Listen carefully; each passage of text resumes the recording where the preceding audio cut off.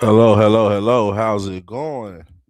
YouTube family and Falcons family, and welcome to another episode of GATXBOI Speaks.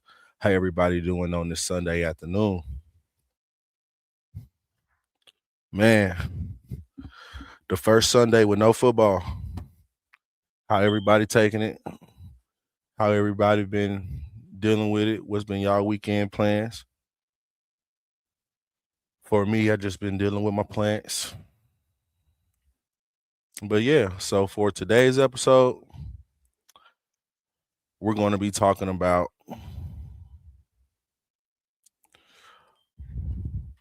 can Michael Penix Jr. operate a Kevin Stefanski offense? This isn't about whether he's good or talented.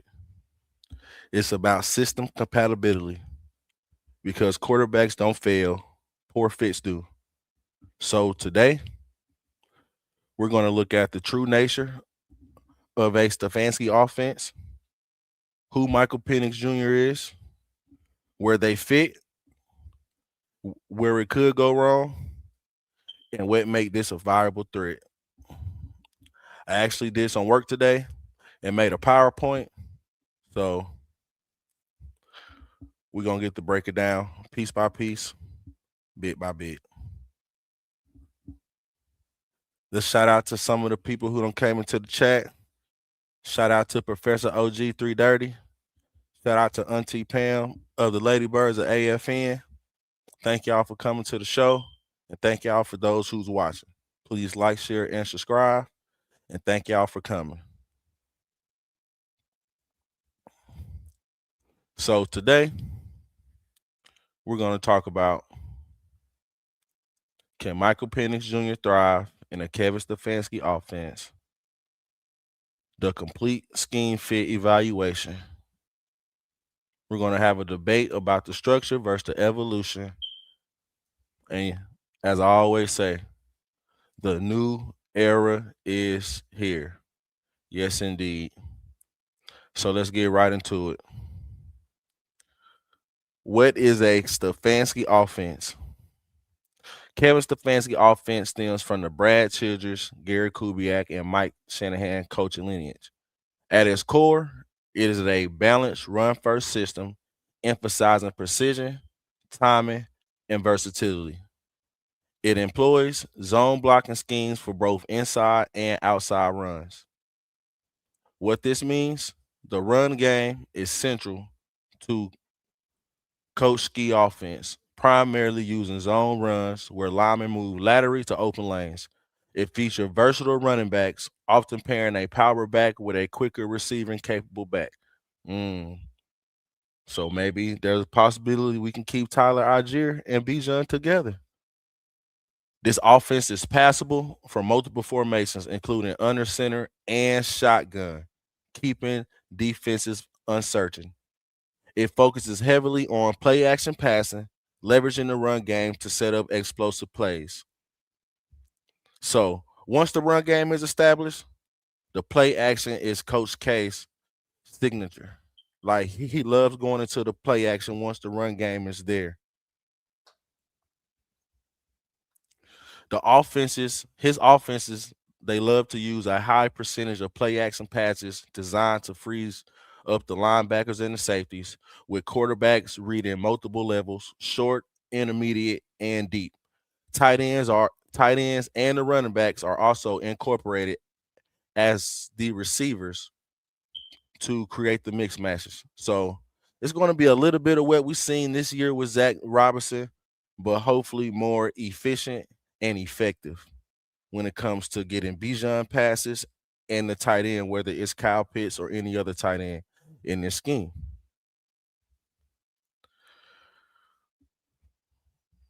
Stefanski, he likes to simplify the quarterback reads to make decision making easier, allowing adaptability for both veteran and younger quarterbacks.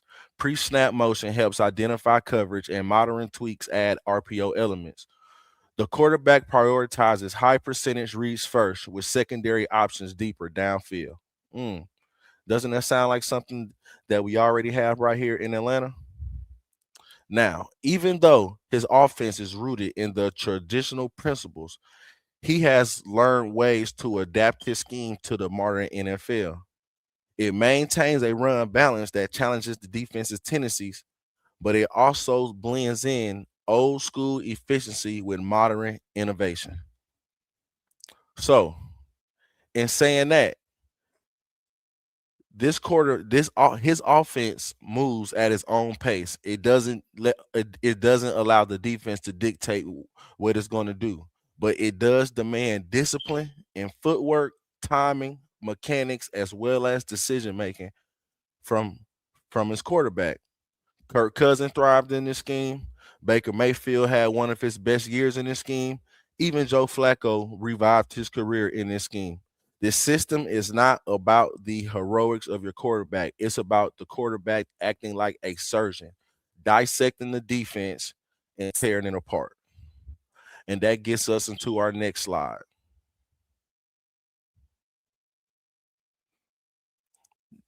This is everything that we were just talking about here. He needs his quarterback to have precise under center footwork.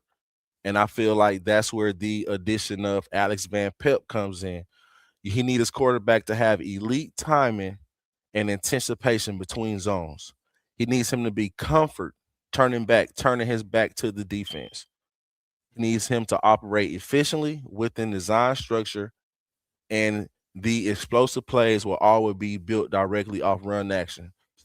So for all of us Falcon fans who wanted some of that Clint Kubiak action, we're going to get it here in Atlanta. Thank everybody for coming up.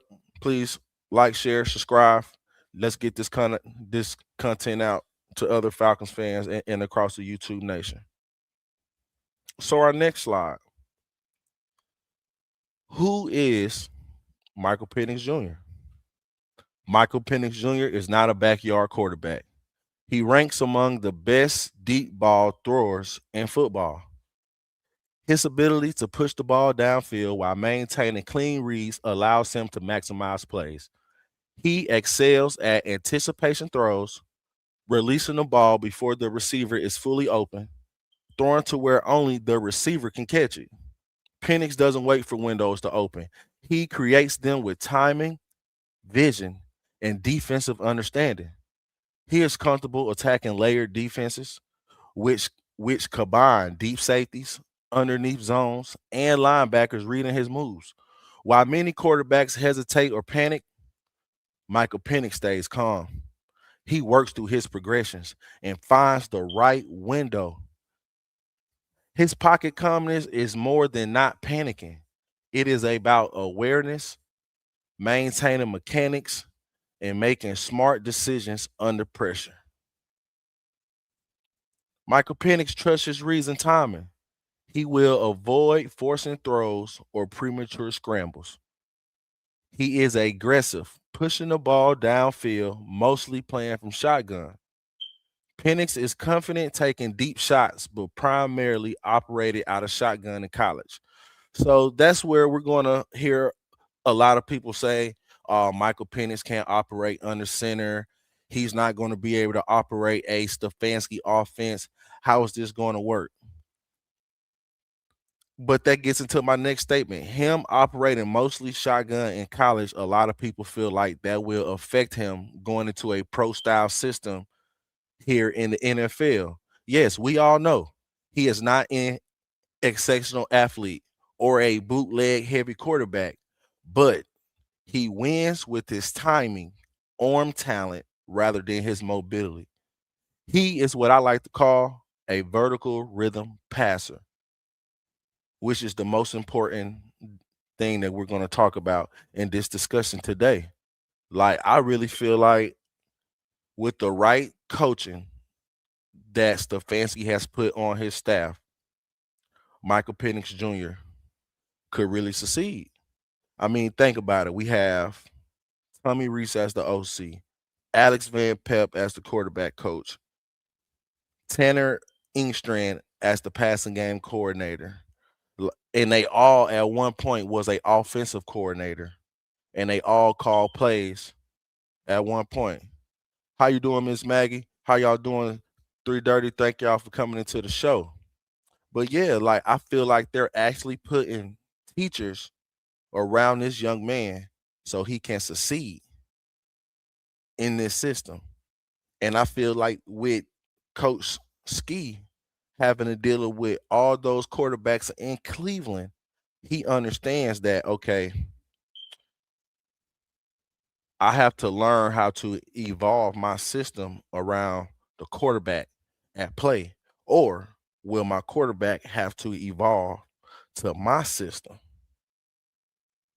So that gets us into our next discussion, where the fit is strong between Coach Stefanski and Michael Penix. Now, this right here might surprise you. Penix and Stefanski have significant overlap. For us Falcons fans, let's consider how Penix game translates into a Stefanski-style offense. As we stated before, Stefanski's Cleveland system emphasizes efficiency, smart reads, and balanced attacks. So can Michael Penix thrive here? How about we do a deep dive? MPJ fits well in Coach Stefanski's offense because his traits aligns perfectly. Stefanski's systems maximizes timing, rhythm, and efficiency, and Penix has the tools to succeed with the right supporting cast. His elite anticipation throws make him a natural for Coach Stefanski's time drop and play action concepts. Stefanski expects the quarterback to deliver the ball before windows fully open, allowing receivers to attack after the catch. MPJ, he instinctively throws to the spot, not dish the receiver, enabling consistent intermediate and deep completions without forcing throws. His comfort attacking layered defenses is crucial. Stefanski offenses uses zone beating concepts, mesh routes, and layered combinations. And Penix reads and manipulates defenses rather than just reacting. His mental speed and accuracy makes him ideal for a structured driven offense that values timing over improvisation. So this is saying, I hate to say this, but for all of the Falcons fans who want Michael Penix Jr. to be Mike Vick 2.0, that's not going to happen in his offense. He is going to be a technician at the quarterback helm. We get our run game flowing. This is going to allow Michael Penix Jr. to pick the defense apart piece by piece. We're not going to see a lot of those outside throws we were seeing this past season. We're going to see stuff right in front of him going down the field, running backs involved, fullbacks involved, tight ends involved, and of course the wide receivers. His pocket poise is another asset. Stefanski wants a quarterback who lets plays develop, trusts the offensive line, and makes confident decisions under pressure. Penix remains calm under collapsing pockets, maintains mechanics, steps up, and delivers accurately. This calmness fits offenses that prioritizes precision and efficiency over athleticism. His aggressive downfield and shotgun comfort, that also adds a vertical threat that stretches the defenses. Stefanski offense uses shotguns for RPOs and spread concepts where MPJ thrives. He can attack deep seams, hitting the receivers in stride and also creating defensive hesitation, opening up underneath throws and maintaining balance. He's not just safe. He can make big plays without forcing errors. And we have seen this under MPJ. We all have said as Falcons fans, he just needed better teaching and better coaching. And hopefully with this staff, we can get that. So,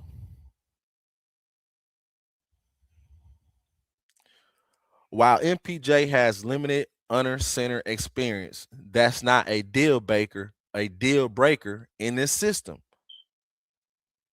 Stefanski systems can adapt to shotgun heavy concepts with coaching on drops and play action mechanics.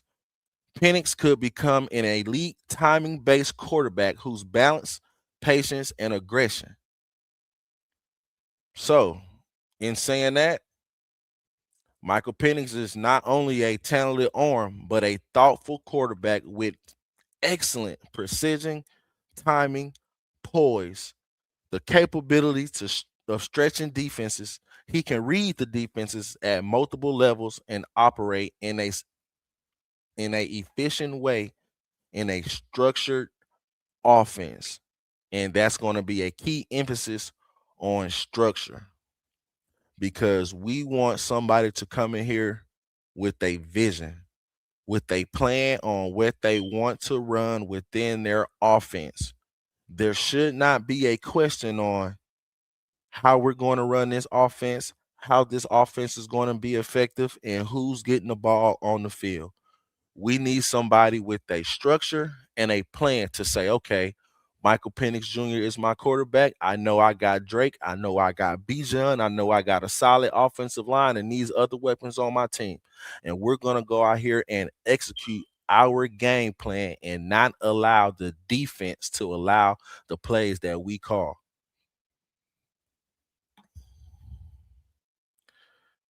In a Stefanski system, he could elevate the passing game, maximize his strengths, and keep defenses off balance while minimizing mistakes. For a team like our Atlanta Falcons, aiming to develop a quarterback in a system rewarding decision making and accuracy, MPJ checks off every box. Penix doesn't need chaos. And that's why, me personally, I believe that Kevin Stefanski and Michael Penix Jr. is a perfect match when it comes to this offensive scheme and quarterback. Now, I know that we can't just sit here and say, well, we know we're going to get Coach Ski and Michael Penix in here and it's just going to all work and boom, boom, boom. No, we got to look at both sides of the playing field because it could go wrong. And that leads me right into my next slide. Potential conflict areas or where it could get dangerous. Because, as we heard before, Michael Penix Jr. can't play under center. In this scheme, he is not a natural bootleg quarterback. He's not a sprint out athlete. Like, it's just so much. This will be a more less off script. So don't look for him to be a Caleb Williams. Don't look for him to be a Josh Allen. Don't look for him to be a Lamar Jackson, a Justin Fields type quarterback. Look for him to be a quarterback to play within the system, in my opinion. But we still have to look at where it can go wrong. So now the tension arises when considering MPJ in a Kevin Stefanski offense. As we all know, and as we all have talked about on previous streams, Stefanski offense is heavily effective, but relies heavily on under center play action, bootlegs and rollout, moving launching points, and timing based drops. This worked best when the quarterback is comfortable under center and can sell the run and move rhythmically with the offense. This is where Penix may face a mismatch, forcing him into sprint outs, naked boots, or a heavy rollout game doesn't maximize his strengths. Stefanski offense performs best with an elite run game. So I feel like all of the gripes or complaints we could have about Michael Penix Jr. in this offense, it could alleviate itself because we already know we have an elite run game. Everything that he needs to succeed in this system, we already have in our run game. And then this will come down to, do we bring back Tyler Algier? We already have Bijan. We have Nathan Carter. Could we go get somebody like Jerome Ford who knows this offense and could come in cheap? But I feel like the one thing that people is overlooking about this offense is this one move. And in my opinion, I believe the smartest move that Kevin Stefanski did to his style was bringing in Tommy Rees. And I say that because we all know that Kevin Stefanski, he likes to operate in a old school fashion type of way. But bringing in Tommy Rees, you're getting that modern blend of the NFL that they're trying to do now, but still staying true to your nature, still staying true to your core. And that gets me into my next slide. If Stefanski evolves the system, increase shotgun play action usage, reduce naked boots and long rollouts, lean into vertical layering concepts, use 11 personnel to spread the field, and also integrate RPO and quick game to modernize structure. So in saying that, how and this is how I feel Tommy Rees will help evolve Kevin Stefanski's scheme. So here's the interesting point. We now have, as we know, Tommy Rees as an offensive coordinator, which could change the system for the better to suit Michael Penix's strength. Tommy Rees is known for flexibility in scheme design, especially with modern quarterback-friendly passing concepts. He's comfortable designing shotgun-heavy packages, RPOs, and spread timing plays, all fitting Michael Penix Jr.'s skill set. With Tommy Rees calling plays, the offense doesn't have to force Penix into bootlegs, heavy rollouts, or extended under center play action. Instead, it can leverage his elite anticipation, pocket poise, and ability to read multiple levels. Rees can maintain Stefanski's core principles of rhythm, timing, and efficiency while integrating more shotgun-friendly RPOs, spacing concepts, and giving Michael Penix Jr. room to attack vertically without complicating reads or off platform throws. So, in essence, Tommy Rees as OC could bridge Stefanski's traditional scheme with Penix's modern quarterback style. This opens the door to a system that preserves Stefanski's timing and efficiency while maximizing Penix's aggressive, anticipatory, and pocket smart passing. Penix isn't a mobile quarter. Oh, Penix isn't a mobile improviser, but he doesn't need to be. His mental speed, anticipation, and precision allows him to excel in a structured, modern passing attack. Remember that word. We've been saying it all day. Structured, a plan, a true vision on what you want to do within your system with your quarterback. With Tommy Rees's OC, the system can adapt to leverage, Penix shotgun comfort, elite downfield passing, and layered defensive reads, turning potential mismatches into advantage. The key will be balancing the run game and limiting forced rollout concepts so the offense operates in rhythm with Michael Penix Jr.'s natural style. Here's another reason why allowing Tommy Rees to be the OC and call the plays fits well for us. With Michael Penix Jr., we will require him to be a quarterback who can quickly read defenses, as we already know that he can do. With Tommy Rees leading, we might emphasize more on shotgun formations and RPOs. So I can say maybe a mixture of maybe a Kyler Murray, maybe with a Jalen Hurts type scheme in a way. But he will be under center at times, but it will be a mixture. With a reliable offensive line and a balanced run game, MPJ could maintain a smooth rhythm in the pocket. I mean, everything that we wanted to see in this offense, we could see, but we have to understand this might not be the exciting football that we're used to. This might be some boring, run down your throat, pass when needed defensive football team. Some real nitty gritty football.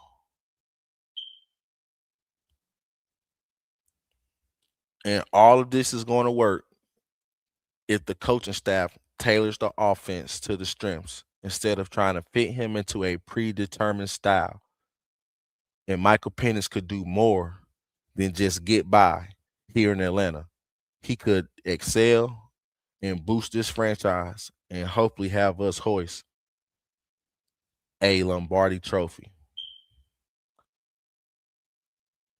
So as we can see with our final evaluation, can Michael Penix operate in this scheme? Yes. The ceiling will all depend on coaching flexibility. It's going to be a rigid system with control efficiency. It's going to be a adaptive scheme within an explosive vertical offense. And Coach K's philosophy is ultimately going to determine our success. And I feel like if you went through 13 quarterbacks in 6 years, I think you done seen almost every possible quarterback in the NFL. You should be able to have a plan for Michael Penix Jr. So now I'm going to open up the chat and allow people to come on the show and express how they feel. Should the system adapt to the quarterback, or should the quarterback adapt to the system? What are y'all thoughts?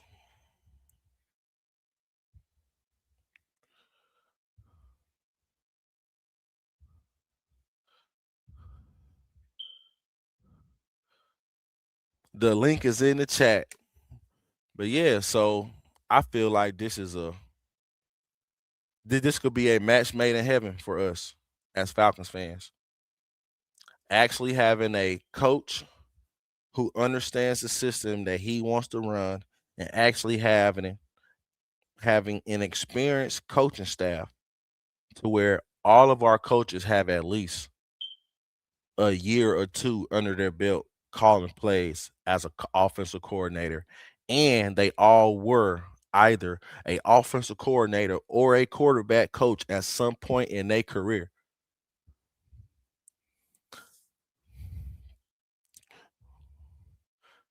Miss Maggie T says that the system needs to adapt, and I agree, because with the system adapting to your quarterback, and I feel like with the addition of Tommy Reese, we're going to bring this system into the modern NFL. How's it going, 330? Hey, what's going on, man? How you doing? Oh man, I'm doing good on this good Sunday, man. I'm doing good. How about yourself? Everything's good, man. So, what's your thoughts on MPJ and Coach Stefanski's scheme? Okay. With all of the controversy, well, I don't want to say it was controversy. It was just a division of the fans and the media and even content creators, not in a negative way, just having a different view of different aspects of MPJ abilities at quarterback. From what we've seen, I went back and looked at some tape, a lot of tape on this guy. And like you said, I'm not going to repeat it all the way, but you was on point with how he processes and he does his passing. He does not throw to a receiver. He throws to the area where that receiver is supposed to be according to the play, which is going to, really hurt corners because while they're worrying about where that wide receiver is, once these routes are ran with precision, it's gonna that's gonna be a nightmare out, in the secondary. But I watched this guy and I was like, well, the only thing that is still valid is that the under the center thing. And I'm thinking it's more of a allowing him to slow the game down a little bit before he start turning his back on the defense. So, and as far as the system, yeah, like Maggie T said, the system is going to have to adapt. They're going to have to um, take what their scheme is and take how they want their plays done, and then enhance Michael Penix Jr. abilities and make this thing work.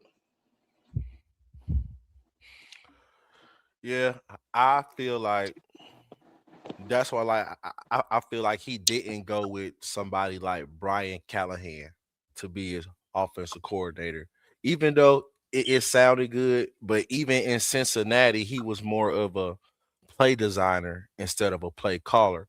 So bringing in Tommy Reese, a guy who had at least 5 years calling plays, he understands. For one, he already understands your scheme. You were implementing your scheme, but you kept having injuries at quarterback last year. So now you're coming in here with the scheme with you already know who your number one quarterback is. So you can already start implementing to, okay, the shotgun and under center. But he will be more under center this year than you can say he was these last 2 seasons. I don't see us seeing a lot of pistol, but I do see it being an even balance of under center and shotgun plays, even if it's a run or a pass.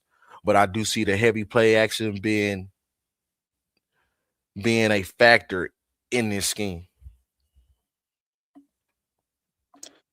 Oh yeah, that name you just called, man. I did some research on him too. Just looking back at him, Reese. And I was, and I was listening to how his mentality and how he talks, and I think that this combination is going to be real. Is going to do well. The Stefanski and Reese, um, because they're going to complement each other. And I think he used the reference of Stefanski being his caddy.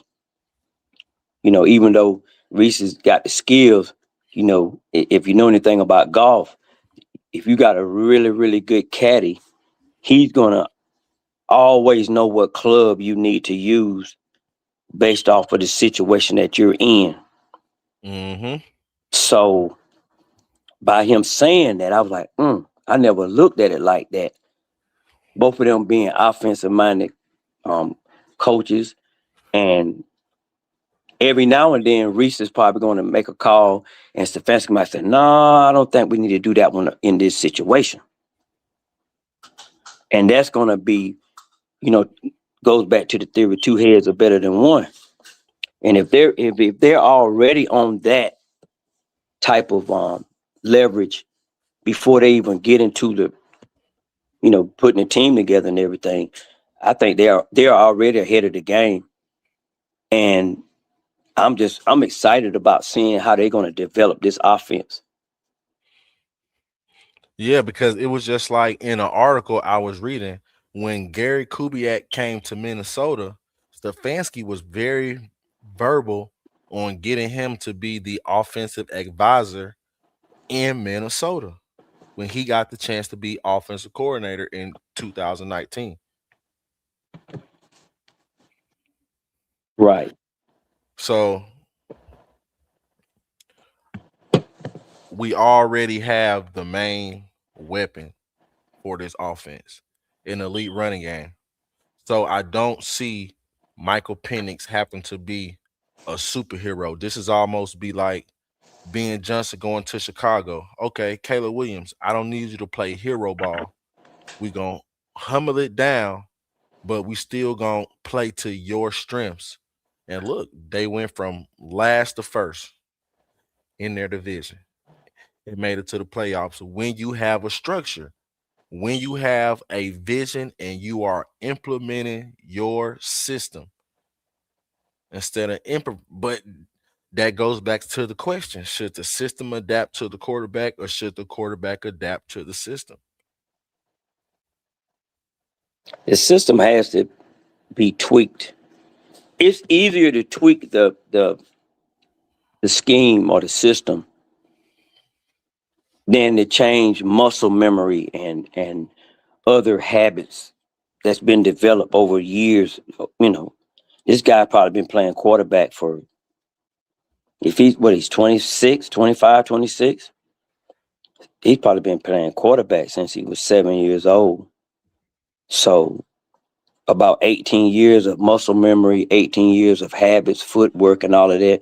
Yeah, you can work with him, but I think that at the same time, it would be um, it would be easier to kind of tweak the scheme at the moment, and then dial down to where he's comfortable and effective at the same time, and then build up to the scheme as you really want it to be. And you want people to progress anyway, in a positive way. You want them to progress anyway. So I don't think it's going to hurt anything to um, tweak the scheme. We're not talking about closing the playbook like we've heard people say that we wasn't able to use the playbook because of whatever situation it was. I think that's a disadvantage. But if they can just kind of tweak it a little bit across the board, I think that Michael Penix, staying healthy, and the offensive um, team that they got around this guy, coaching wise, I think it's going to be well. And again, I'm saying I'm excited about seeing how this going to transition into the upcoming season. Shout out to Coach O'Chain, Coach Unchained. Thank you for coming in. Coach, There go the link, Coach. Come on in and say some words. But yeah, like I can see the system changing to the quarterback instead of the quarterback changing to the system. But then we'll get into a situation like the Patriots in the Super Bowl. They went away from the system to make Drake May play hero ball. Yeah, They that was a bad situation for him. like they went away from running the ball to set up the pass. Not just in the Super Bowl, but even in the AFC Championship against the Broncos. Instead of running the same scheme they were implementing all year, it's like they tried to change the scheme for the quarterback when they had an effective game plan all season, in my opinion. I've always wondered why teams do that. We've kind of been guilty of that from time to time. Um, Especially in this first Super Bowl that the Falcons went to. They kind of went away from what got them to what got them to the dance. Like they were trying to fool these guys, and it's hard to fool professionals. So I've always wondered why that happens. Um, it's just been a mystery to me, but I guess they have their reasons. And then it's like, so like with the Bears situation, I feel like they let Caleb Williams still be himself. They just tamed him down just a tad, but it still allowed him to be effective within the system. The same way I feel like they allowed Sammy D, but in the Sammy D situation, I feel like it was more the system because he didn't have the same numbers he had in Minnesota that he had this year in Seattle, and he won a Super Bowl. Hey, I'm kind of going back to something that was said earlier. And I know this is used because he was in Atlanta. People are saying that it's the wishes of a lot of fans that and it's kind of an expectation that um MPJ is going to be a Michael Vick type quarterback, right? But I've never thought that personally. I've never even considered that. But at the same time, we want Michael Penix to be able to use his what he running a 4.5 speed to get out of trouble and when all this has failed and make a positive game, at certain times of the in the game instead of taking a sack. If he's reading the defense and he sees the issues going on, then sometimes he has to do those things to keep the defense honest, especially the linebackers. But that doesn't, if he starts to do that in a game that a team is leaving the middle of the field wide open where he can get maybe 40 yards in that particular game, that doesn't mean that he's emulating Michael Vick. Because we all know what Michael Vick was doing. Yeah, You know, but that's where I feel like the last coaching staff failed him because they relied so much on, oh, Michael Penix Jr. is so mature. I believe they stopped teaching him. Like, okay, here's the playbook, here's the plays. Like, there was no more coaching aspect, and that's why I feel like he said he had nobody to talk to on the sidelines. They all looked at him as they probably already looked at him in a type of assertive way instead of realizing he's still a young quarterback. He still need to be taught right. instead of And just automatically giving him the keys to this. yeah, and see, with Reese, I think I've heard somebody said he had a nickname in college, Turnover Tommy or something like that, right? Um, I think a guy that struggled at that same position, if if he uses those experiences as a stepping stone to doing better, I think that's going to help. That's going to help him be as patient and understand what process he has to put in place with MPJ moving forward. Even though this will be his third season in the league, um, like you just said, continue to you know keep training them and keep you know um, giving critiquing and just tweaking him until he gets to that level that we all felt initially that he would get to. What's going on, Coach Unchained? Welcome to Coach the show. Unchained. What's going on, fellas? How y'all doing? All Oh, right. we doing all right on this good Sunday. How about yourself? Hey, man, I seen you guys on. He said, "Come on on. I'm coming to join you." Ain't got nothing Yes, to do. sir. Yes, sir. So, what's your thoughts, Coach? You guys talking about scheme fit? Yeah, Well, should I'm the gonna go. system adapt to the quarterback, or should the quarterback adapt to the system? I'm gonna go by what the coaches said. If we listen to the press conference, he was talking about they're gonna make sure the scheme fits the quarterback. So he's gonna adapt to it, but they're gonna make sure that it's not gonna be so overwhelming that he's gonna be struggling. So to me, when they say that, that means they're gonna fit the scheme to make sure it works for him. And I think that's how Stefanski's been doing all his time. But if you're not ready to adapt to that, that means you ain't the one that he need. So he gonna give you all the tools to be that quarterback you want to be. So that's all I can Yep. say. Hey, Coach, I got a question. Well, it's not a question. I'm just want your input. Now, of course, I've heard your resume of coaching, and I did some coaching, but I never did that on that level.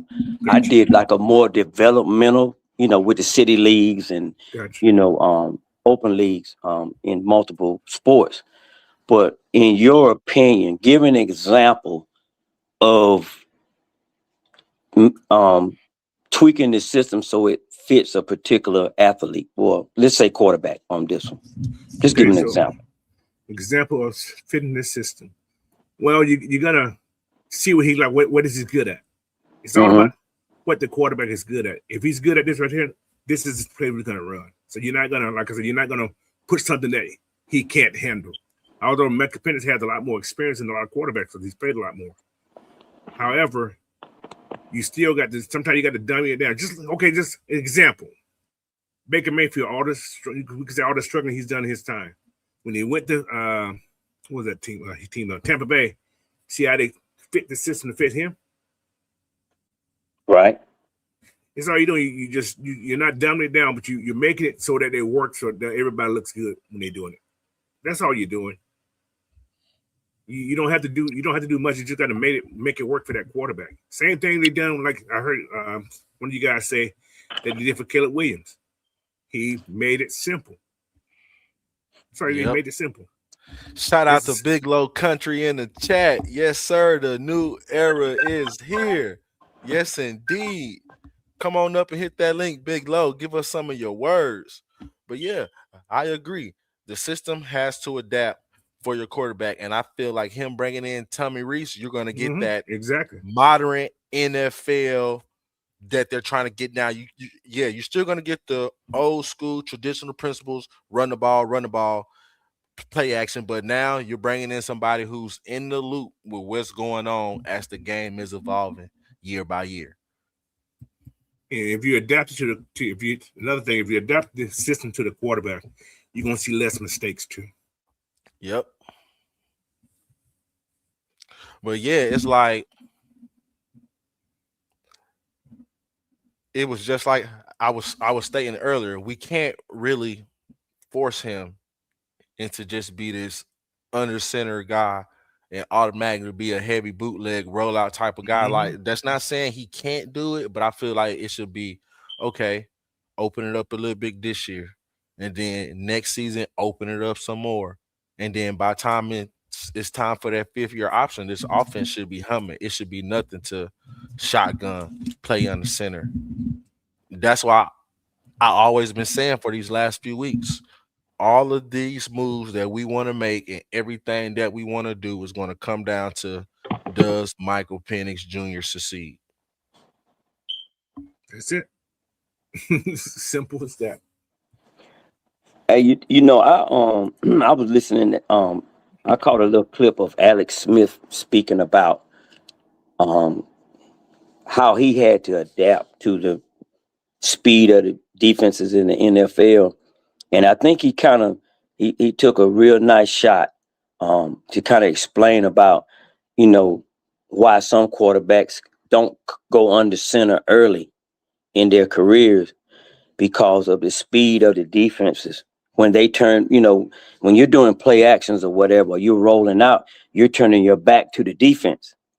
And we all know, everybody on this panel and the people in the chat already know that most defenses that are pre-snap, it's a disguise of what the real defense that they are actually running.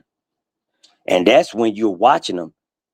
You dare not turn your back on them and turn around and think that where you saw the edge at or where you saw that corner that was creeping up towards the line or whatever, what have you, that they're going to be where you think they're going to be.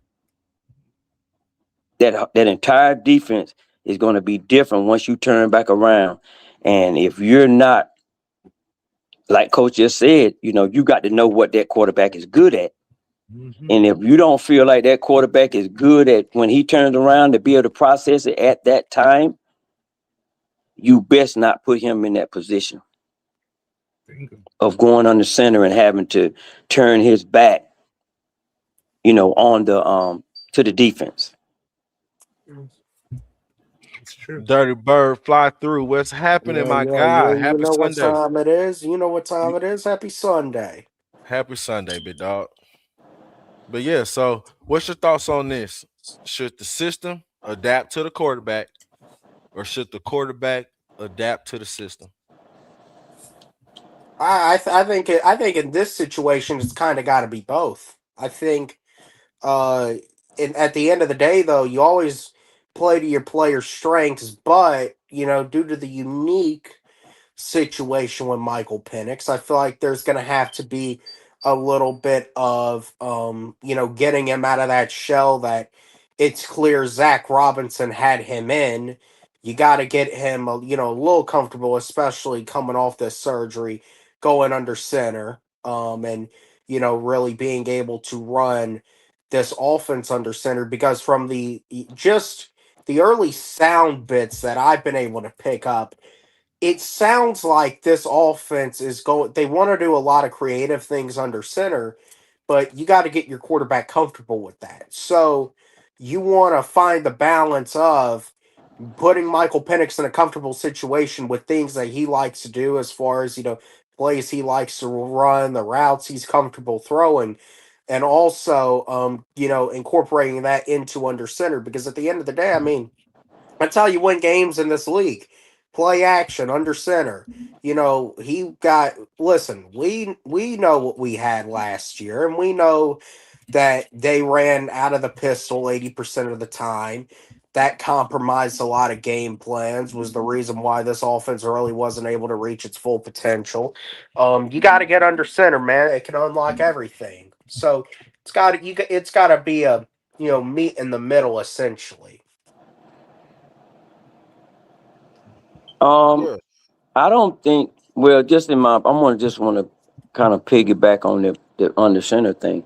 I don't think that the under center is a scheme. I think it's more of that's the basics of a quarterback. If I'm not Exactly. mistaken, Well, yeah, and I that's the mean, basics. hey, they got so far away from that last year that I mean, we could clearly see there was an Right. issue with it from the start. And shout out to Blackbird on this.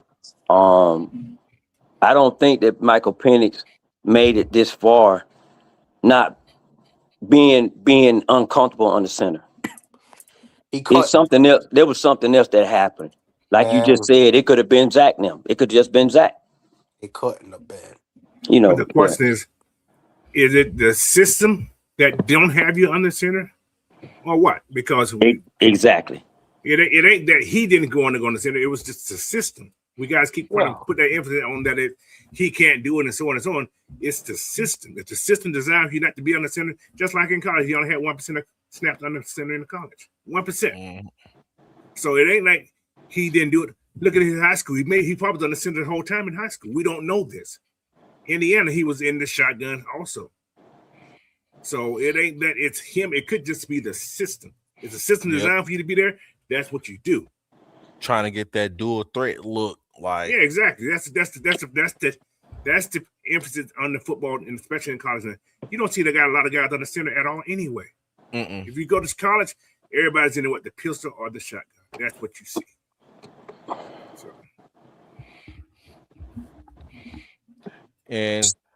But I feel like that's why he had to go get a young-minded guy like Tommy Reese, so you can blend in this modern of football that's coming through. It's like you no longer have that guy who is strictly just a statue in the pocket. Not even Trevor Lawrence, not even Drake May. You see, all those guys went under center this year because those guys was always in pistol and shotgun too when they first came in the league. Yep. Think about it. But also, again, what do all of the quarterbacks drafted have that Michael Penix Jr. did not have? Experience at the offensive side of the ball, whether it was the head coach or the offensive coordinator. They called plays and developed quarterbacks before. That's what Zach Robinson never did. Zach Robinson never called plays, and you can't name one quarterback he developed while being with the Rams. That was the whole point of bringing in Kirk Cousins. You ain't got to develop Kirk Cousins. Yeah. I'm asking a question in a way. If Reese runs a spread offense, does he run a spread offense? First of all, he runs that 12 package. What you're gonna have probably see 2 tight ends on the field, a wide receiver, and a running back. That's what you're gonna see.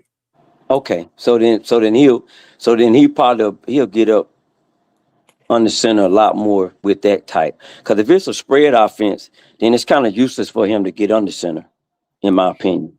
So that means you're finna throw the ball every time. Right.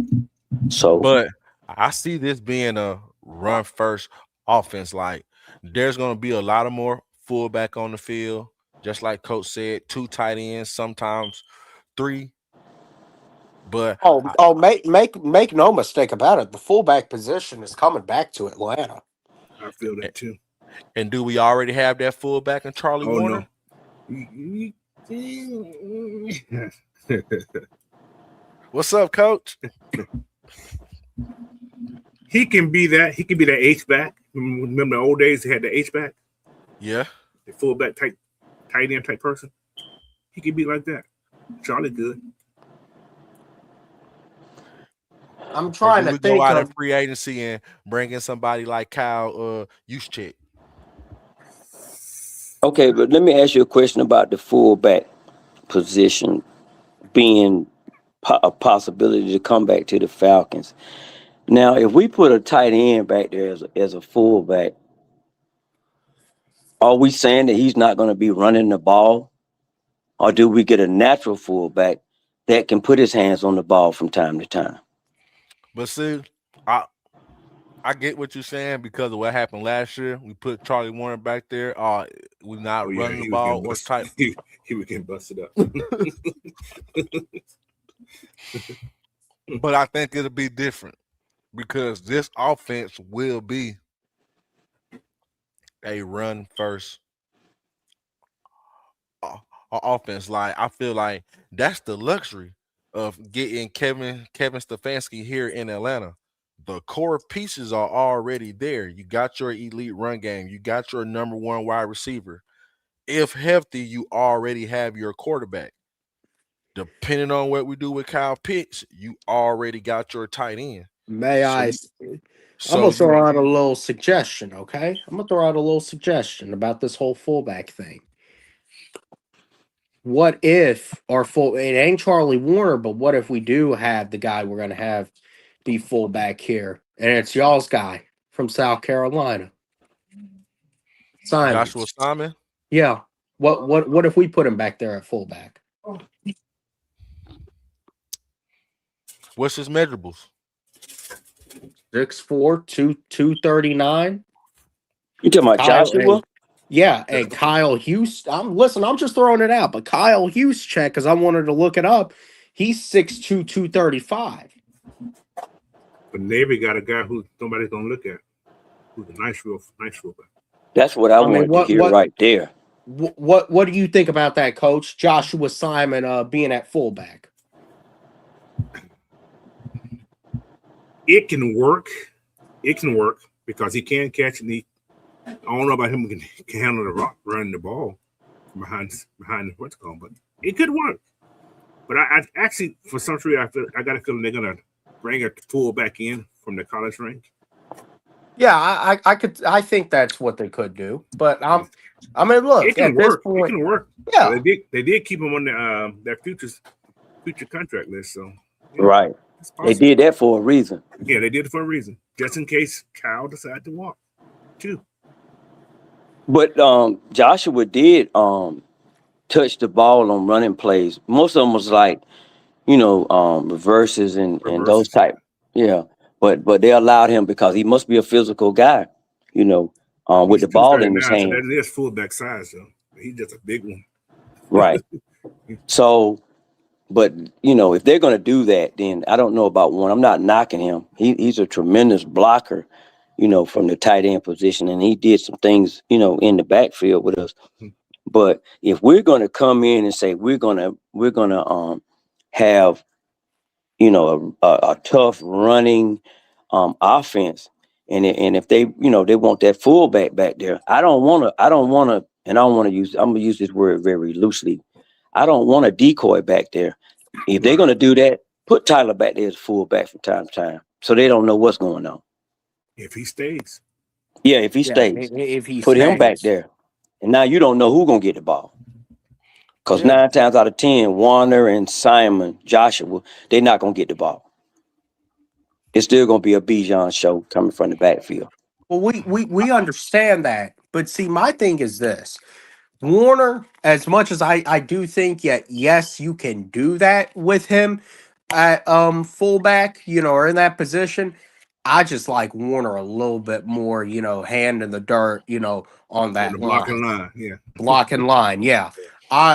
With Simon, I feel like it would be a little bit intriguing because let's say you got like a 3rd and short, and you want to dice it up and maybe do a little play action to the fullback, to pick up that 1 yard. I'm listen, just throwing some stuff out, and then you mentioned he did some reverse plays at South Carolina, so it ain't as crazy of an idea as it may initially sound.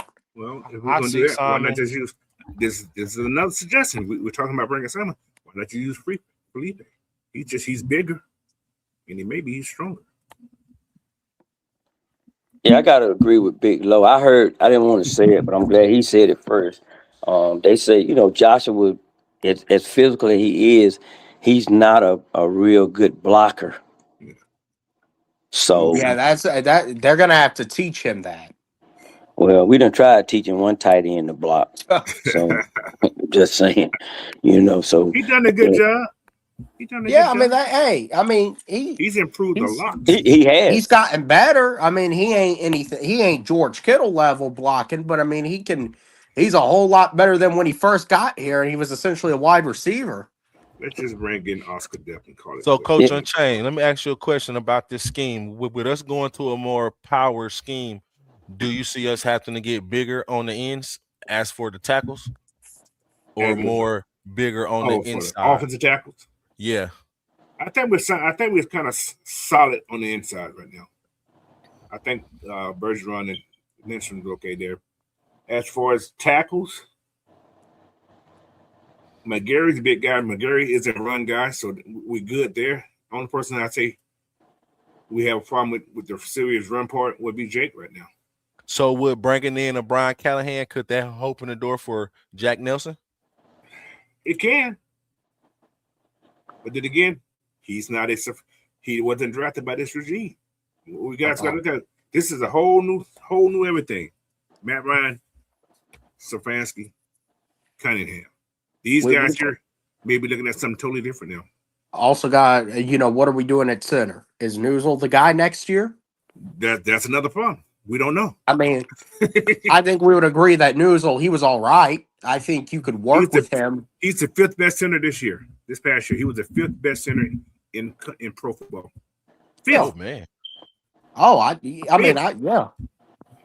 So that means he done his job. I hate to say it, but he done his job. You may not like him because he's not a big name person, but he did his job. So it is what it is. Now, you know what they say about offensive linemen. Yeah. You know, if you're not hearing their names called a whole lot, that means they're doing their job. That's all I said. So something's gonna change. We're gonna lose somebody nobody expected this year. So y'all just be prepared for that. My guy, I could see it being as Jesse. I've said that several times before. Yeah, but okay, so if they trade or release Jesse or Jake, does that Jake will retire? He won't get released. He'll retire. Does that automatically move Billy Bowman to safety and offer to? No, I don't like that. Well, Billy's gonna be out for almost the whole season. I ain't looking at Billy right now. Billy got that's my whole thing. If we release, because I've been hearing a lot of people say if we release Jesse, we automatically got to move Billy to safety. No, and I think Billy's going to be a heck of a nickelback. What you need to see. This is the problem with our Falcons. They got Jesse playing strong safety. Jesse's not a strong. Jesse's a free safety. Yeah, playing strong. So if Jesse get released, they're gonna get them. They're gonna find him a free safety. A strong safety. Somebody's gonna knock your head off. We got two free safeties playing deep, in the safety spot. So. But hey, it worked a little bit last year, but it's going to be some changes. That's all I'm saying. I don't know who it's going to be, but there's going to be some changes. So don't be shocked or alarmed when you start seeing people. What do y'all think the value on the trade value on Jesse Bates would be? We can get a third round for sure. Third. Yeah, that's what I'm thinking. Depends how desperate somebody is. You can get third, and maybe probably get a 6 out of it. You can probably get 2 picks out of it. Maybe a playoff team. It'll be a Super Bowl type team that'll come after Jesse. Exactly. It might. I was maybe thinking maybe a late second if someone's really desperate, but I'm just thinking who's really in. But I mean, Jesse could be a difference maker on the back end. Like a team like a Broncos, I could see them trading a third to put Jesse on the back end. Oh yeah. A third and a 6, and hey, that's right up Ian Cunningham's alley. Exactly. Well, I see Big Low in the chat, right? Big Low, I need you to call up there and talk to Matt Ryan about them guys that's on the team that had high potential and they have not been on the field. What we gonna do with them guys? Trice, T1000. What we gonna do with them guys, man? He would not be man. I saw some. T1000 actually has another year on his contract. No, he don't. He's a free agent. No, he don't. This right here, this past season, what was this last year? No. I saw something that due to all the injuries that he had, it was something where the Falcons were actually gifted. I don't know how it works.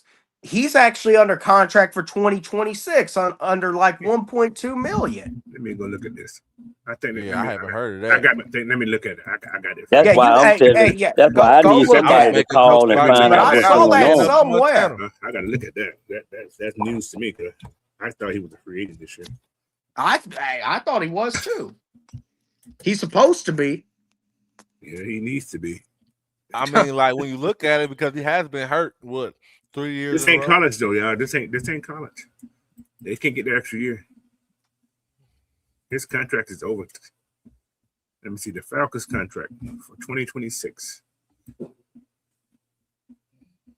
Because I could have sworn I saw someone report on that, but I don't know. Let me go to my free agent page. I think he's a free agent. Let me see something. He should be, but let me go check and see. So what y'all? So while Coach looking up that, what y'all think about Mike Hughes? Should we keep him as depth or see? That's what I've been trying to and go get a cornerback too in free agency. Who's playing opposite of AJ? Then is the thing. I mean, that Hughes. Listen, the thing with Hughes is this: him. Hughes is underwhelming, but like at the end of the day, if you got to roll with him, you can roll with him. That is funny. He has his moments when he has solid play. It's just the injuries. Yeah. Like for the last 2 years, Mike Hughes has You had may a be neck right on injury. that one. That is weird. What? He's under contract another year, right? I'm gonna double check. Troy. There's Troy. Yeah, he's on the 2026 roster. Yeah. When did he come? Oh, What man. year? Okay, let me see something. I gotta look at something. He came in 22. He came in the same year as Drake. Yeah. So I mean, he should be a free agent, but because of all the injuries that he's had.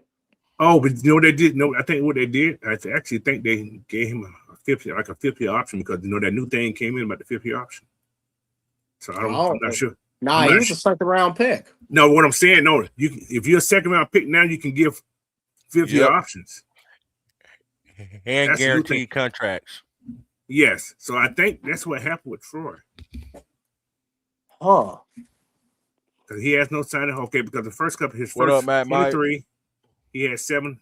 Yeah, I guess. Hey, man, if T1000 can be healthy, ooh. For one game, he get hurt and be on injured reserve again. Now, you bring him back. Are you bringing him back for special teams or to actually be a part of the linebacker core if we're going back to a 4-3 defense?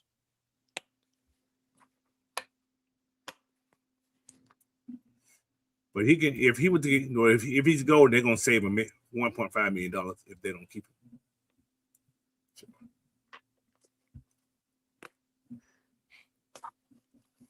I would like Kobe Bryant to be opposite AJ, but I need Kobe Bryant to put like 10, 15 pounds of muscle. Yeah, he's gonna have to put a little on, and they're gonna have to work with it. I mean, he was thrown into the fire last year. I'm gonna just have to see them work with him a little bit more. I think he's got it though. He has the confidence. He does have that. Oh yeah.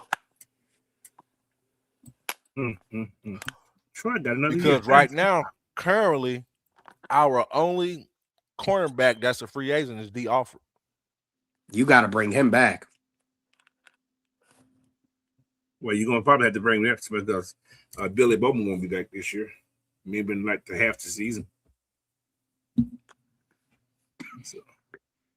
So do we keep CP3 or do we release him and make him a cap casualty? He ain't been here. Has he played? Think he played in the last game. No, he did not. He did? No. Oh man. He was on in the reserve then. He was on that he didn't play that game. I don't think he played a game the whole season unless he was on special team.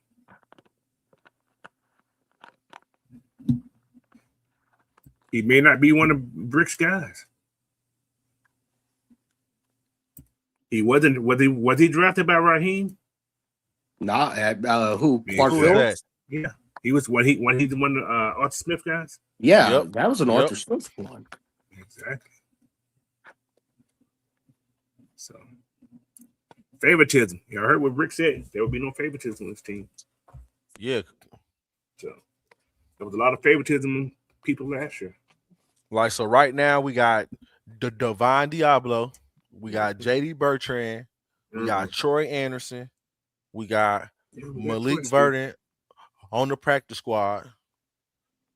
Did we sign Ronnie Harrison to a futures contract? No, I don't think so. Yeah, I said that Malik Vernon kid you guys talking about. He's been hidden for like almost a year, the whole year. Yep. They put him on into what's called early. So he has good size. We don't know what he got because nobody never seen him.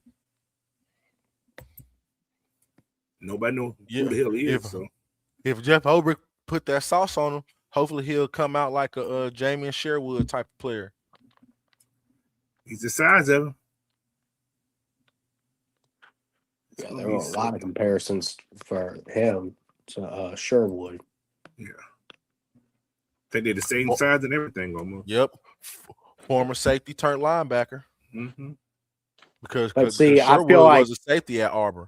But see, I'm gonna be on like that. He would probably come in at first as a depth piece because man, Diablo Diablo really took things by storm the moment he stepped on that field last year. But Yeah, but think about it. Diablo the same way. Diablo was a safety at Virginia Tech, and then they made him a linebacker. Shit, that's exactly what I was saying. Like, and we did not know how important he was going to actually be on the defense, and we didn't even realize it until we saw our defense without him in there. Yeah, because that was what we was missing the year prior when we had Nate Lamon and Caden Ellis. We didn't have that linebacker just dropping coverage. Now, I can say this past season, Caden Ellis, he got a little bit better when dropping the coverage this year, but there were some times when he's out there on a wide receiver, Caden Ellis was getting burnt. Like we seen it when Diablo was out.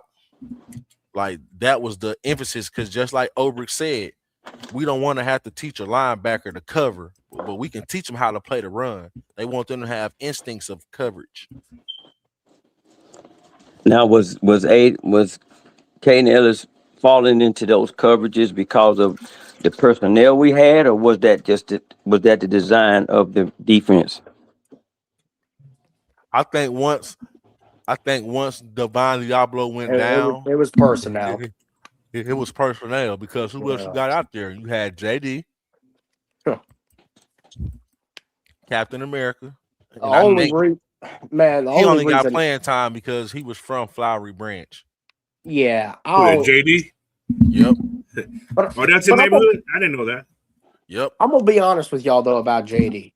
The only reason I kind of don't want to cut him is because I look at it and I say, well, he is only in his third year. So, I'm maybe see what he's able to give you through camp and in the preseason and stuff like that. And if he shows some improvement, then okay. Like, maybe we got a little something. But if he's still doing the same BS he was doing last year out on the field, then nah, he needs to go.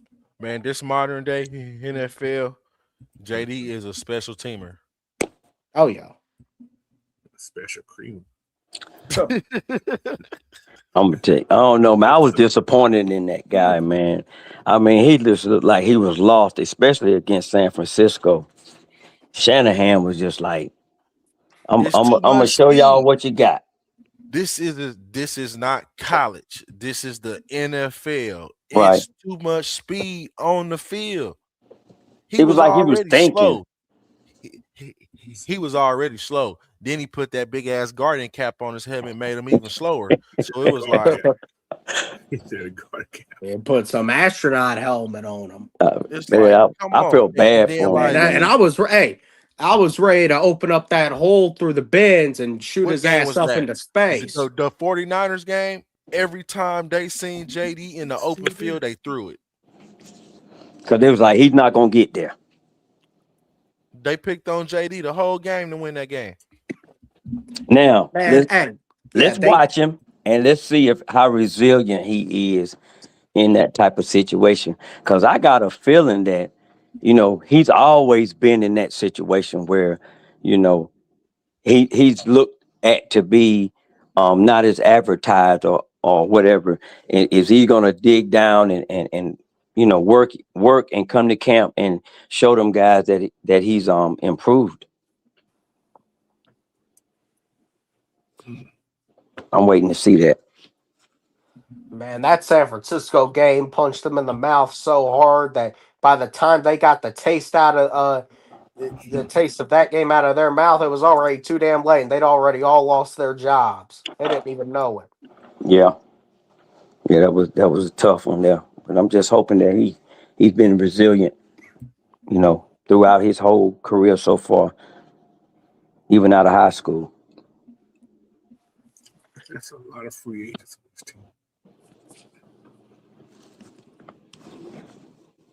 Like with this team, the pieces is there. I feel like that was the whole point of bringing back Obrick and majority of his staff, to keep that continuity with the young pieces. But I think this defense might take another leap once we solidify cornerback 2.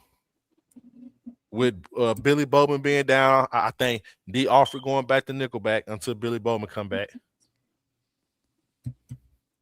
I think we're gonna run one more year with Jesse and Xavier Watts. That's gonna be a tough situation right there for all the teams that we play. Yeah. But I got a question. Just opinionated question. Do we think we're gonna address the trenches defensively in free agency, or are we gonna go in the draft and get a young one, or are we gonna just get a veteran and then go in and get a listening to how Jeff Obrick explained it in his press conference. All of the top teams in the playoffs, even the ones in the Super Bowl, spent draft capital as well as free agent money on a defensive line. The last 4 teams remaining in the playoffs all spent money on a defensive line. One of those teams spent $180 million strictly on their defensive line. So I think they're going to emphasize that defensive line. Just look at all the players the Patriots drafted. The Christian Barmore. Stop the run. Then they went and got Milton Williams. Then they went and got Clavon Chasen. Who else they went and got? Like, they built that line. Same way with the Seahawks. I want to ask y'all a question, especially Coach, and tell me if y'all agree with this tell me if you agree with this statement, Coach. You can never have enough edge rushers. True. Then the floor can never have enough of them. Yeah.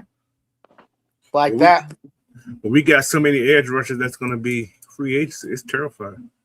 Like that's and that's the thing now with this other situation that we all know about now. I mean, it's just you gotta prepare. Like you might be, drafting an edge rusher again with that pick in the second round. Like, and I wouldn't even be against it necessarily. Like for the longest time, I thought we're gonna pick wide receiver with our first pick, and we still might, but. First thing I think they're going to do is I think they're probably going to trade back a little in the second round. And then I think we're going to see them pick up they'll pick up someone on that defensive front, I think. Possibly a corner. I could see them using their third round pick on a wide receiver because if we're talking about the offensive system and the way that they're going to run it, they might go and get someone in free agency that could be a serviceable number 2. I don't know if Mooney's going to be here next year or not. I think they might cut Mooney. And, that's just the lay of the land outside of Drake. And if they end up paying Kyle as well, I mean, you got to realize Kyle is essentially the, number 2 or number 3 target in the passing game after Drake, and then wherever you put Bijan, whether it's 2 or 3. So,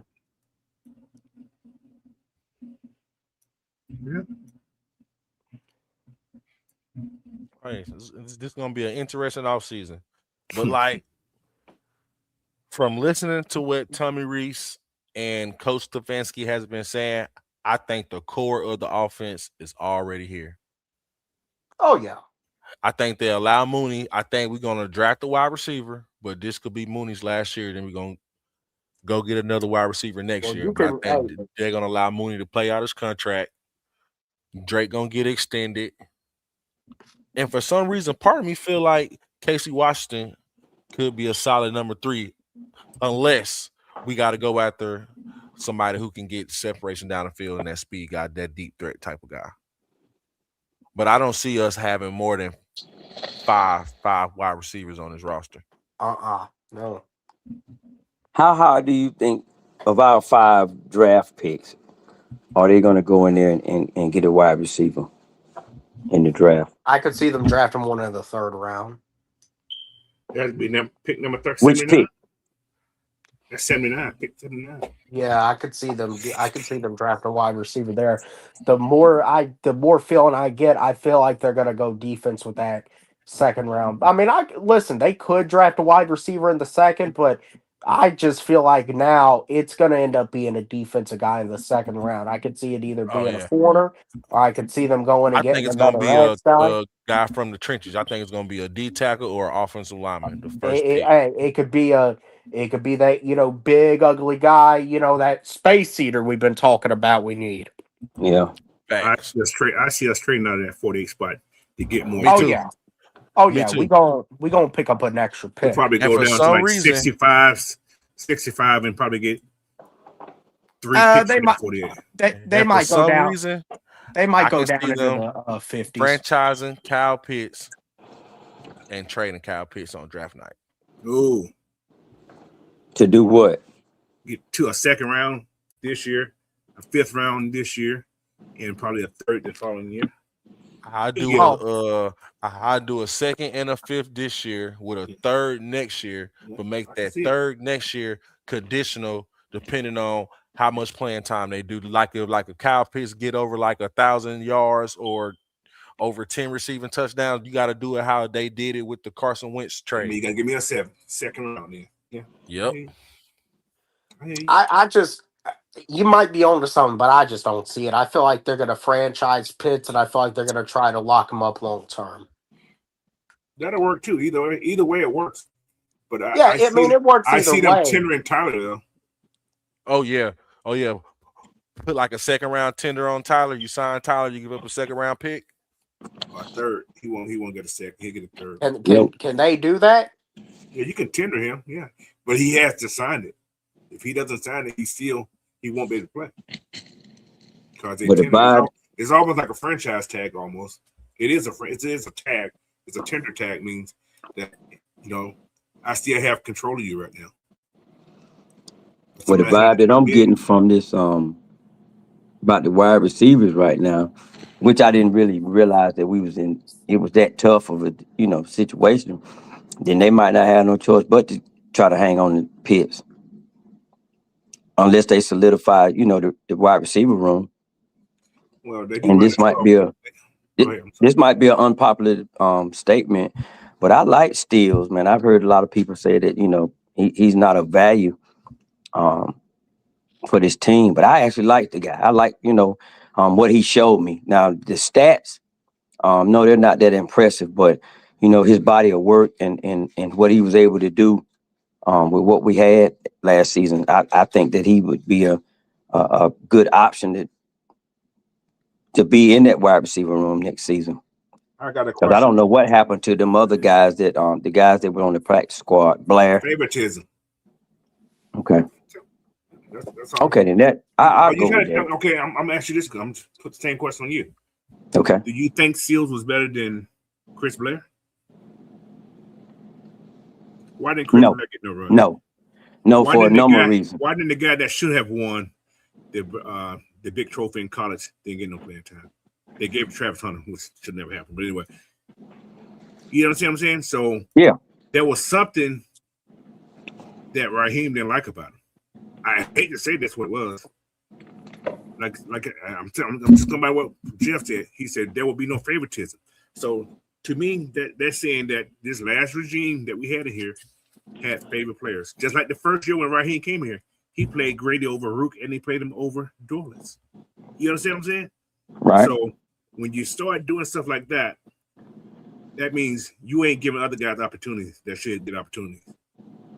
Chris Blair was unstoppable in preseason. Why this guy to get no run? You're right. So it's complicated because of what we had. I don't know how it's going to be this year because the last 2 years we've had a lot of problems from the coaching staff, and we see what happens. They're fired now, so let's just hope these guys here are going to give everybody a fair shot. And I heard that if you don't play, if you ain't doing your job right, you ain't gonna play. Let's hope that stays to fruition, like what these guys have said. Also, they want everybody to come in and work and everybody to compete for their job. You're not going to just be handed a job. And like I said, the last 2 years, people just handed jobs. So that's valid, man. Yeah, because Blair should have got some run though. Especially what he showed in the preseason.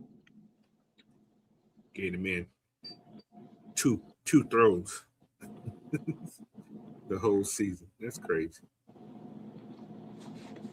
That's a little weird that a coach would come in and I know they got some things that they do that we might not agree with, but just to be that belligerent, petty. You know what I'm saying? That's just to be that belligerent in that position where all eyes are on you, that's not good at all. I can't even get no upside from this guy to do all of that.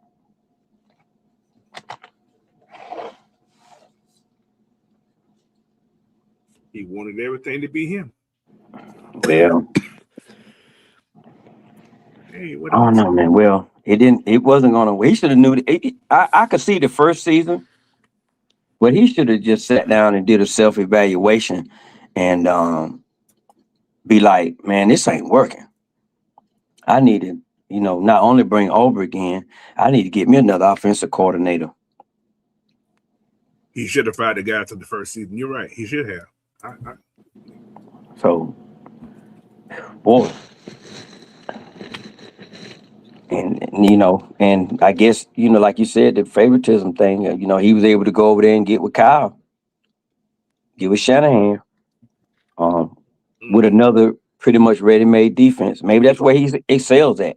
Man, I believe they gave him the opportunity to make the changes during the season, and he chose not to make those changes. Right.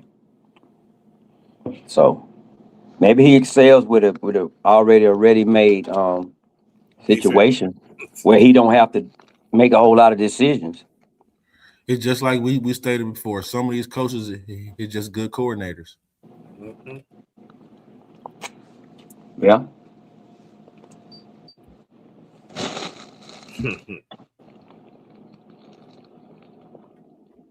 It's going to be very interesting.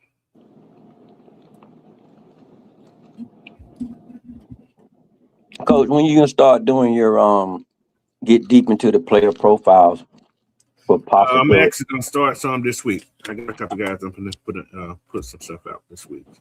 Okay. So Saturday, maybe Friday. Yeah, Saturday. I'll put them out Saturday. So I'm gonna have to get with you next week or one of these time coaches to do a mock draft. Sound like a plan, man. Just let me know when you want to do one. But that's where I was leaning towards, because I was like, Georgia Texas boy, he's strong in that field. He had some good one last year. He had a good one last year. Yeah, we all gonna have to get together and do some mock drafts, be it this channel or my channel, your channel, Coach. I'm gonna do them every set up to the draft. So you want to come on and do one? That's fine with me. I don't care. Yeah, anybody can come and do them. Just keep everything going, because we all predicting what we want, but it ain't always gonna happen that way. But it's always fun to do it though, just to keep everybody's mind on football. Oh yeah. We got the UFL starting on March 1st. Yeah, that's what next week. We got next something like that. Yeah. Yep. So I just realized the combine at the end of this month. I didn't realize it was that. Hey, I was getting ready to say that. Y'all know the combine really starts next week. Yeah, that's what I was like, damn, that's earlier than I thought it was. I was like, damn. And that's where you're gonna see a lot of these guys jump off the board. Like I said, everybody said they want Zachariah Branch as the wide receiver. Man, maybe if he runs fast, explosive combine, he's gonna be first round. Him, Lemon, and the sleeper with what Coach said earlier, Denzel Boston. Nobody don't know about that kid, man. Lee Hunter, who I know 3 Dirty is high on. I want him bad. He gonna get it first. We won't get him. I hate to say it, we won't get him unless he. Yeah, we ain't gonna get him unless he just sucks at the combine.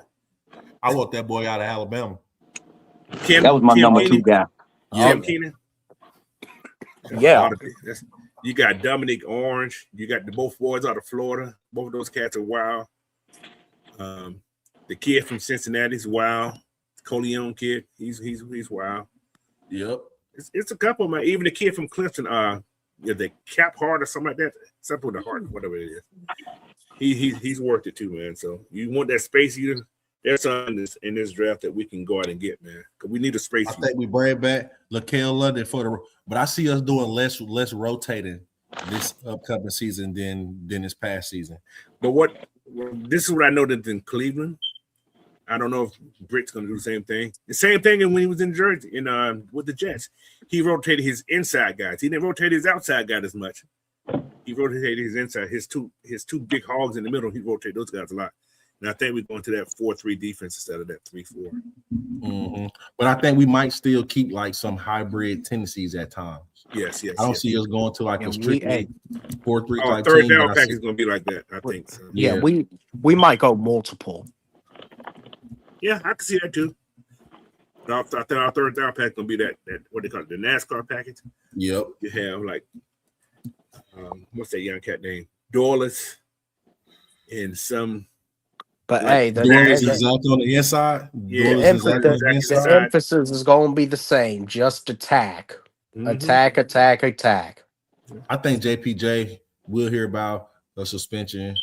I think it might go into effect next season. Oh, he's gonna miss probably like 6 games possible. Yeah, 6 to 8 games, then his ass is back out there. Yeah, send him back out there. Oh yeah. I got a question about that without getting into the the legalities of whether or not he's guilty or not. Let's just say just from the NFL standpoint, why at this point right here, why is it already mandatory from what I'm hearing from everybody that he's going to get 6 games at least, a minimum of 6 games? That's how it's set. The arrest alone, he's going to give him 6. Domestic violence and an arrest is going to get you that. So even if, let's just say, for instance, they just settle out of court and keep it moving, he's still going to get that 6 for the arrest. Yes. Okay. It's like a standard now, I think, for the NFL. Wow. Yeah. So, but coach, you ain't one of those people. Once again, you don't think his career is over here. I don't think his career is over. I don't. Okay. Yeah. Somebody said on my show, on the regular show today, they said because of who we have in charge now, Matt Ryan, you've seen guys that can play, and they let them go too soon, or let them go, and somebody else picked them up and they sprouted. I don't think Matt Ryan. I think he's going to be willing to give somebody a second chance. You know what I'm saying? Because this will be a second chance for this kid. Yeah. What you have to do, you got to put somebody in that locker room that can. Hey, me and OG have been talking about it all fair. They got someone on them right now, probably.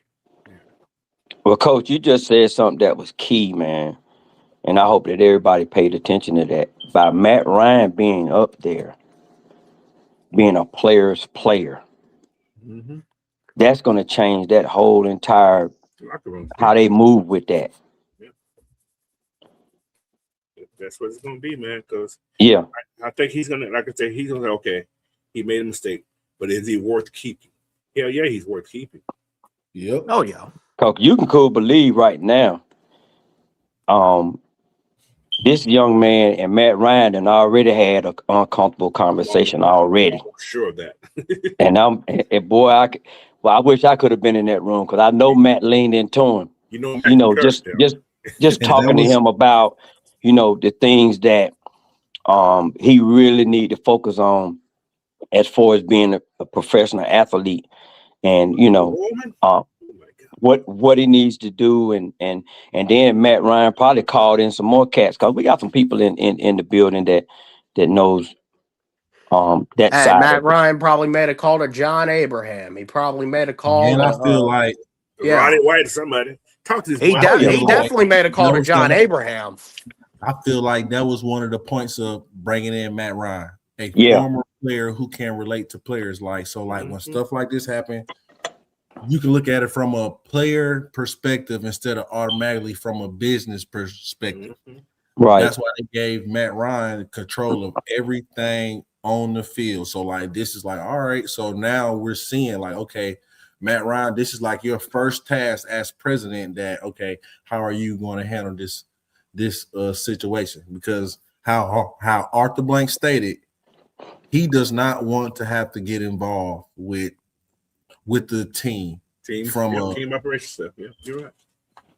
He is bringing in Matt Ryan to look at this from a football aspect instead of a business. Rich McKay was looking at it as a business. I'm bringing in people who I know to make this work. Even if they didn't get it right before, I'm bringing in people who I know or people who can fall in line to do what needs to get done. This new regime, they brought in people who has the resume to do the job. This was not who I know. Like every guy we hired came from the outside, besides the coaches who we retained. Outside of that, the coaches who we brought in, the front office people who we brought No in. ties with Atlanta. Exactly. Except for Matt Ryan, of course. That's the only Well, one that had any previous but even ties. with Matt Ryan, But even with Matt Ryan, I mean, putting it through a different limelight for him even. So, like, you look at it also, everyone is assigned to their specialty now. There's no, mixing up priorities of what you need to deal with. Sure, we all might have the conference call and see where we all are together every 4 weeks, but we all have a task. Greg Beatles is handling the books.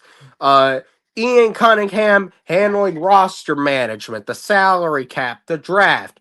Kevin Stefanski implementing things on the field. And Matt Ryan, you are in charge of implementing the vision for what this football team should look like. exactly.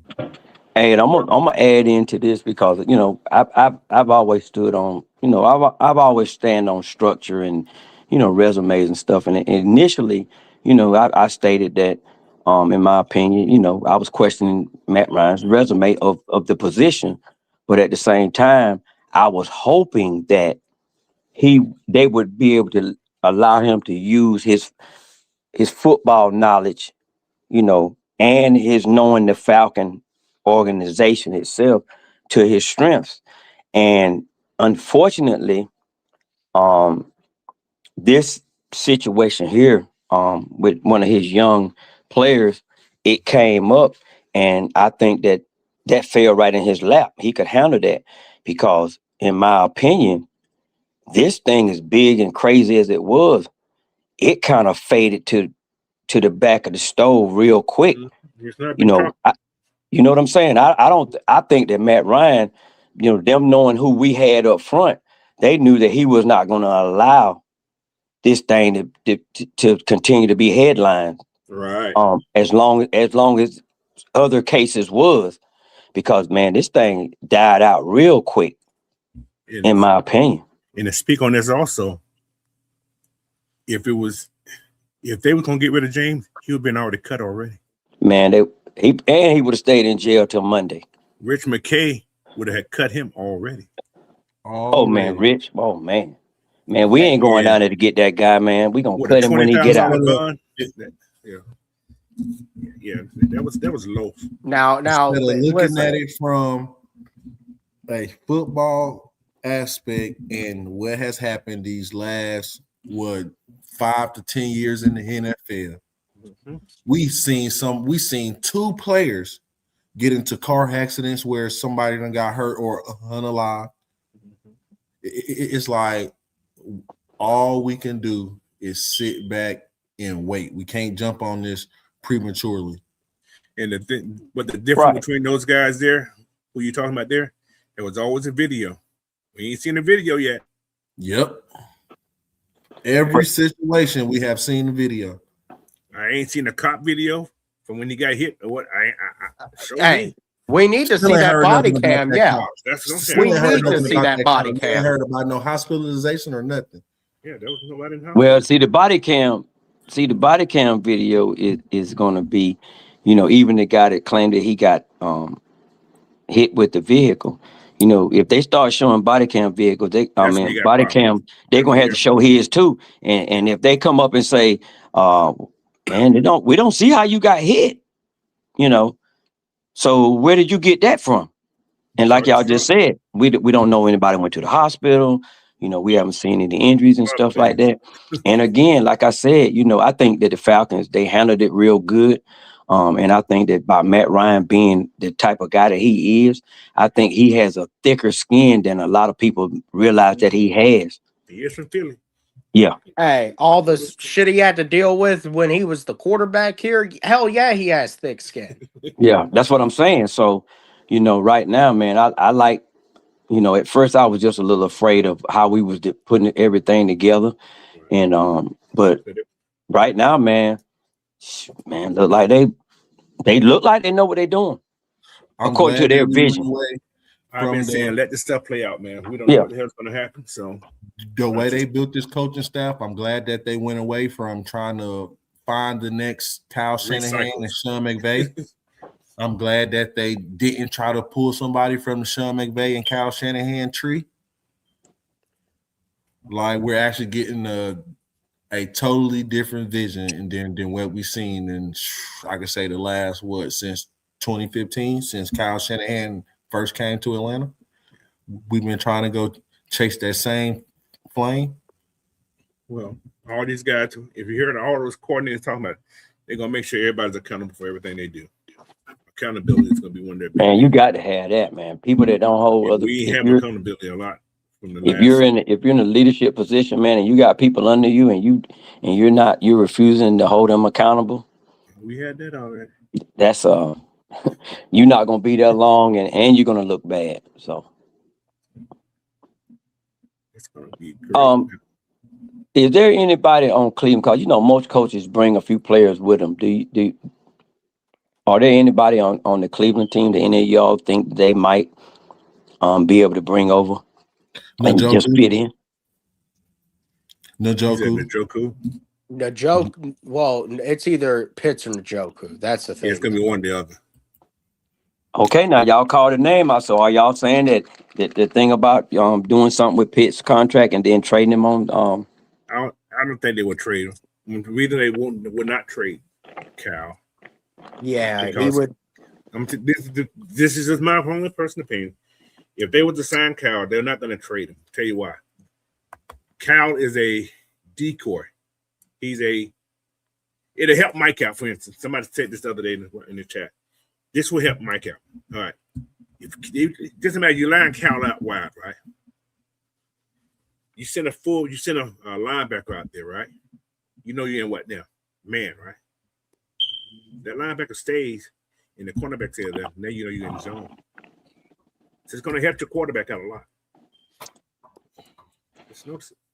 But believe it or not, I've been saying since he's been in the league, outside of when he was with Matt Ryan, I've stood on that. In my opinion, the offensive coordinators that has had Kyle Pitts, they didn't know how to use him.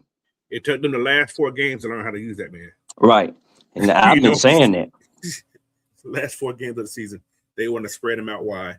And you take him out, he was 1-on-1 a lot. That's why he caught too many balls at the end of the season. So he was 1-on-1.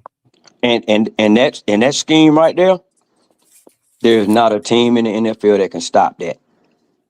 And especially with Bijan in the backfield and Drake on the outside. There's no way that once we've set our scheme for that game in motion, once they start moving Pitts to these other areas where he's stronger at, there's nothing they can do about it. Especially with MPJ going to be back there with that rocket he got. Now he do got an arm now.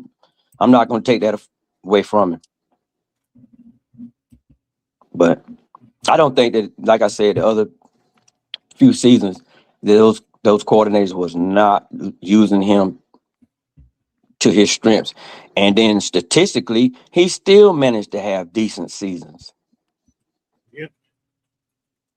If we don't re-sign Tyler Algier, I can see Jerome Ford coming to I was getting ready to say that. I think I think that would be a great compliment for Bijan.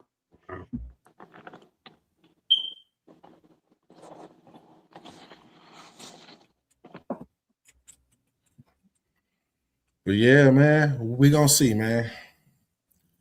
2026, the new era is here under Ian Cunningham, Matt Ryan, and Kevin Stefanski. So we can go ahead and get ready to wrap up the show. Everybody give your last words. 3:30, we can start with you. Hey, man. Georgia Texas boy, you up on your game, man.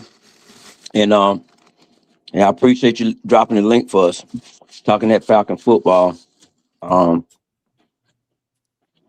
Dirty Bird fly through and coach on train.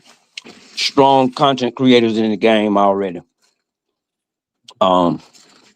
you guys just keep putting out that good content, man. And anytime somebody drop a link, man, I'm coming up in there. I like talking this Falcon football. And y'all making old dude had to start doing a little bit more research. Outside of being a eye test guy. So, you know, it's a plus. But anyway, man, appreciate it, man. And new era. Yeah. New era. Who's next? I go then, yeah. Hey, man, thank you. Hey, George Checkboy, thank you for inviting me, man. Appreciate you. This has been a good show, man. So, good topic, great conversation. Hey, man, y'all. Hey, keep coming back to him, man. Make sure y'all subscribe to this young man because he's doing this work right now. So, thank you again, man. Appreciate you. Appreciate you for coming on, Coach. Appreciate you for coming on 330. Dirty Bird 5 yeah. Hey, make sure, man, first of all, make sure y'all like and subscribe to Georgia Texas Boy as well as Coach Unchained. Hey, make sure y'all come through at about 6:30 or 7 sometime, you know, so hour and a half, 2 hours. We're going to be live over on the Dirty Bird Fly Through channel. We're going to talk about Drake London's potential contract extension tonight. I know that's I'll be there. That is a hot topic among some of us. So yeah, we're gonna be talking about Drake London. How much do we think he is really worth? But make sure y'all like and subscribe, and shout out to all these gentlemen and like and share out all the content. Yes, sir. Shout out to all the fellow Falcons content creators. Thank everybody for coming out to the show today. Please like, share, and subscribe. Another episode of GATXBOI Speak. And like I always say, the new era is here. Thank y'all and God bless. Appreciate you, bro.